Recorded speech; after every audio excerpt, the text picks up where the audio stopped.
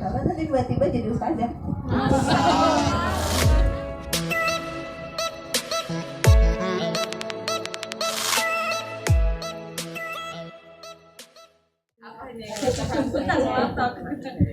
Baik, itu yang pertama ya.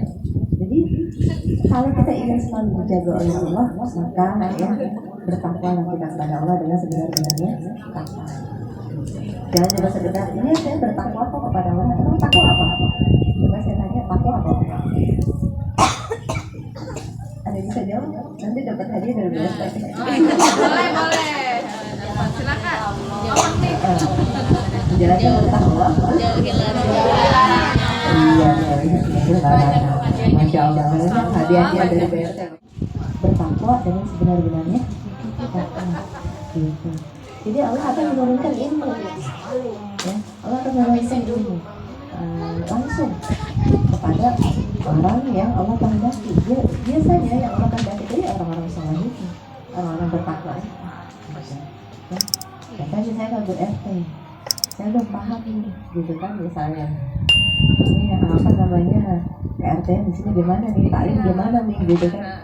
Tapi biasanya nanti Allah akan kasih kepahaman, Allah akan kasih ilmu. Kalau syaratnya satu, soleh, takwa, ini biarnya insya Allah ya. Kalau nanti tiba-tiba jadi ustazah. Berdekatan dengan Jadi Masya Allah. Jadi apa namanya, ketika kita benar-benar bertakwa dengan sebenar-benarnya takwa, itu Allah akan mengajarkan langsung ilmunya. Tiba-tiba dengan sekali membaca kita paham, tiba-tiba ya memikirkan sesuatu, tiba-tiba Allah kasih hikmah dan menjadi kita menjadi paham. Jadi seperti itu ya, Allah yang mengajarkan ya, jadi mendapatkan ilmu dari Allah. Itu yang kedua, karena nggak dari itu yang menjadi orang yang bertakwa ya. Yang ketiga, diberi furqan ya, diberikan al-furqan. Furqan itu jadi pembeda ibu-ibu, furqan atau pembeda, mampu membedakan mana hak dan mana batil. Kalau itu tadi dijanjikan surga ya, insya Allah ibu sudah paham dijanjikan surga ya. Kalau surga siapa sih yang nggak mau ya? Insya Allah kita mau ya. Dan mudah-mudahan kita bisa masuk orang-orang yang masuk surga tanpa hisab. Amin. Ya, dimudahkan ketika menyeberangi jembatan Shiratal Mustaqim. Ya Allah, amin. Dan juga ya mudah-mudahan kita termasuk orang-orang yang bisa bertetangga dengan Rasulullah di surga. Karena surga itu bertingkat-tingkat, Rasulullah tentu dapat yang paling tinggi. Kita pengennya bisa berkumpul bertetangga dengan Rasulullah. Mudah-mudahan kita bisa bertetangga di surganya Allah dengan Rasulullah.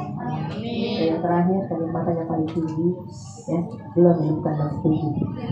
Masih nyambung yang tadi ya. Di surga, kenikmatan di surga yang paling tinggi adalah bisa melihat wajah Allah. Ya, Masya Allah. Jadi ibu kalau misalnya mau masuk surga, jangan minta di emperannya, nggak ada surga emperan, nggak ada. Nggak apa-apa, yang penting saya dapat surga, walaupun emperannya nggak ada. Surga itu paling minim, nikmat surga paling minim Bu. Itu adalah 10 kali lipat raja di dunia. Itu paling minim. Jadi ibu-ibu jadi raja itu enaknya kayak apa? Luar biasa enaknya. 10 kali lipatnya raja di dunia itu adalah kenikmatan surga paling rendah, paling minim. Nah, kenikmatan surga paling tinggi adalah bisa melihat wajah Allah. Jadi orang-orang yang masuk surga nanti tidak semuanya bisa melihat wajah Allah. Gitu. Jadi target kita jangan cuma bisa masuk surga. Target kita, target cita-cita kita Bu. Kan ada cita-cita di dunia, ada cita-cita di akhirat. Maka cita-cita di akhirat kita mulai sekarang pengen bertetangga dengan Rasulullah di surga dan pengen bisa melihat wajah Allah di surga. Amin. Jangan juga cita-citanya masuk surga.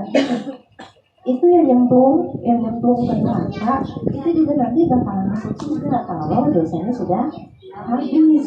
Yang penting Islam, yang penting Muslim.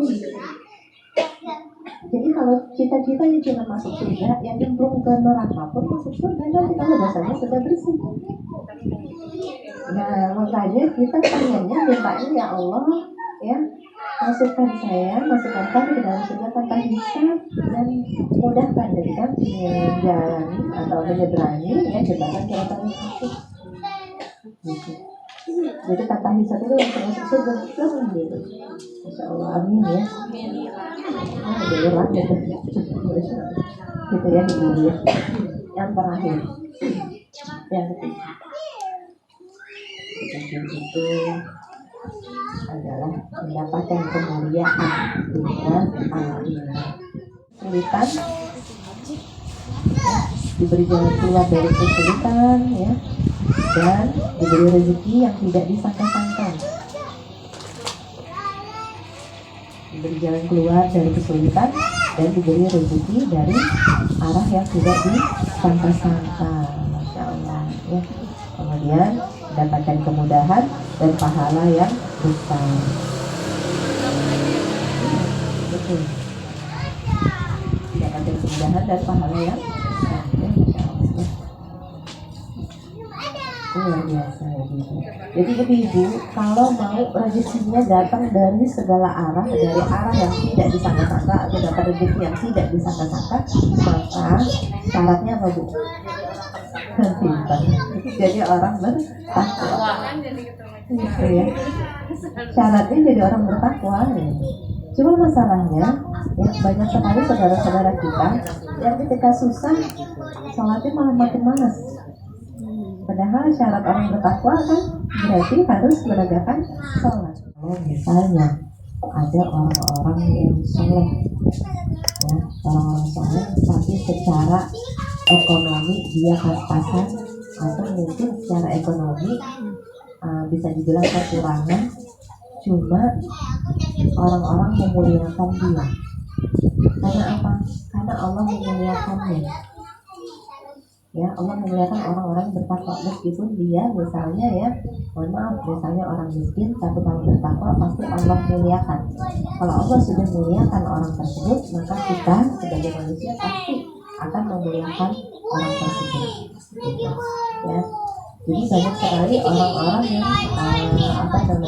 sebenarnya secara harta tidak punya, berhubung dia orang bertakwa, itu Allah muliakan di dunia, lebih-lebih nanti ketika di akhirat. Ya, Masya Allah ya. Maka itu kalau pengen mulia, bertakwalah dengan sebenar-benarnya takwa. Ya, itu mungkin yang bisa saya sampaikan. Mudah-mudahan bermanfaat ya. Jadi ada 7 ya, 7 poin ya hari ini ya. Nah, kalau kita bertakwa kepada Allah, kita akan mendapatkan 7 kualitas Indonesia. Itu saja yang saya sampaikan. Kurang lebih saya mohon maaf.